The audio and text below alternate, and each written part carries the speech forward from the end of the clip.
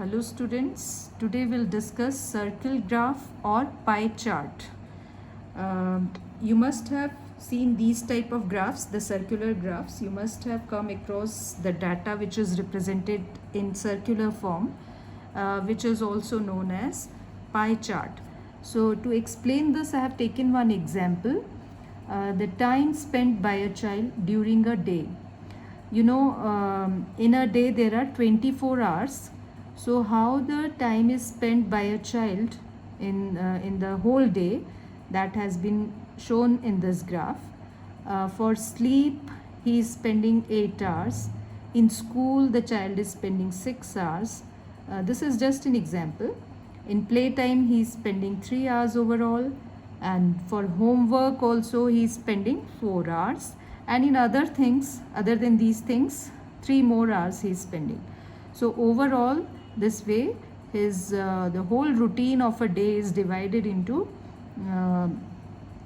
5 parts. So the whole circle is divided into 5 sectors. These are called sectors. So this type of information which is given in circle form is also known as pie chart. This is a circle graph which is also known as pie chart. So a circle graph shows the relationship between a whole and its part. This is the definition, that a circle graph shows the relationship between a whole and its parts, because the whole circle is divided into 5 parts in this question. So each part is related with the whole part. So that relationship is known as the circle graph. The whole circle is divided into some sectors. For example, in this question, 5 sectors. The size of each sector is proportional to the activity or information it represents. The size of the sector, you can see the circle is divided into 5 sectors, but some sectors are smaller comparatively to others, or some are bigger in size. Their sizes are different. So the size of each sector is in proportion to the activity which he is performing the whole day. For example, the proportion of the sector for hours spent in school, suppose any one sector we can discuss. He is spending 6 hours in school, suppose. So if we have to find out the proportion of the sector for hours which he is spending in school, so how do we find out? We write number of school hours in numerator and the whole day, all 24 hours, in denominator to find out the proportion. So number of school hours from the given information we can see 6 hours. So 6 hours will write in numerator, and the whole day, there are 24 hours. So 24 hours in denominator. So you know how to simplify 6 upon 24. Will get 1 by 4, because 6 4s are 24. So this sector is drawn as 1/4 part of the circle. We can say in school he is spending 6 hours. So it means we can say 1/4 part of the whole circle is represented by this sector. Similarly, the size of other sectors can be found in same manner. The time spent by that child in sleep, suppose, then it will be 8 hours upon 24 hours. 8 hours upon 24 hours. That way also we can calculate the fraction. 8 upon 24 will give you 1 by 3, and so on. So you can find out the sectors proportion for all the sectors comparatively compared to the whole circle. And one more thing is there. When we add up all the fractions, if you are going to add all the fractions which are represented by different sectors, then it will be always 1. I have written this question, do you get the total as 1? You will observe in all the questions, when you are going to add all the fractions which are represented by different sectors for the same activity of a circle, then when we add all the fractions, the answer is always 1. A circle graph is also known as a pie chart. I told you that already. Now let's see, how do we draw the pie chart? We have understood what is the pie chart. Now how to draw the pie chart, that is also important. To make it clear, I have taken one question from your book, exercise 5.2, question number 3. So one table is given in that question, which is representing the colors in one column, in first column, and in second column number of people, the colors preferred by a group of people this table is showing. So blue color is preferred by 18 people according to this question. Green colored is preferred by 9 people, red is preferred by 6 people, and the yellow color is preferred by 3 people. So overall total number of people are given 36. So how to make the pie chart for this information? So this table shows the colors preferred by a group of people. So first of all, the first thing is find the proportion of each sector.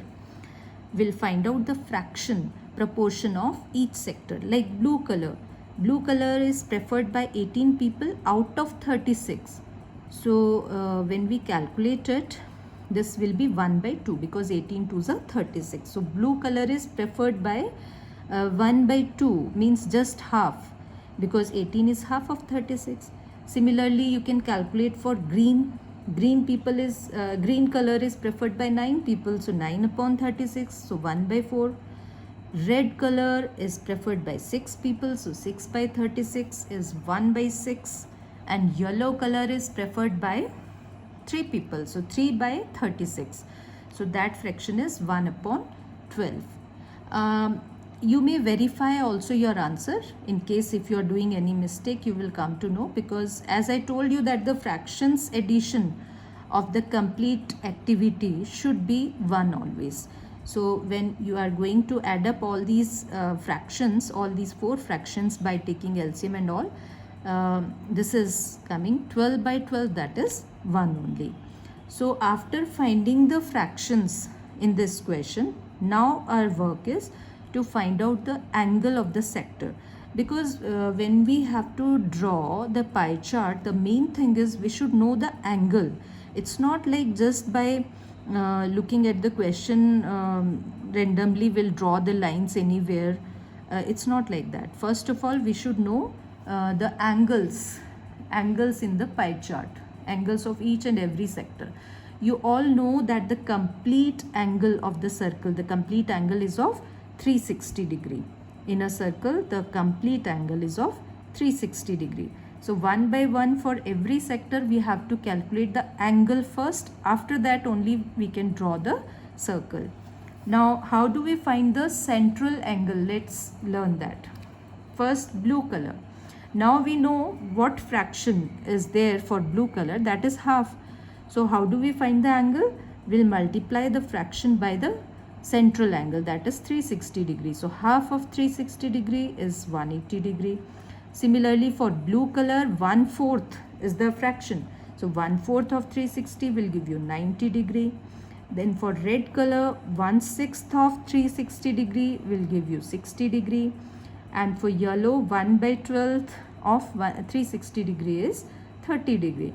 Now after getting all the angles, you must verify your answer. So that if you are doing any mistake in calculation, you will come to know, because when we are going to add all these 4 angles, because these 4 are representing the whole thing, so after addition of all these 4 angles, the total should be 360. If it is 360, it means your calculation is correct, there is no mistake. After that, now it is turn to draw the pie chart. Now how do we draw the pie chart? You have to use compass for it and open the compass for any convenient radius. There is no rule for radius. You can take any radius of your choice, but angle, while drawing the angle, you have to be little careful. This is the center point.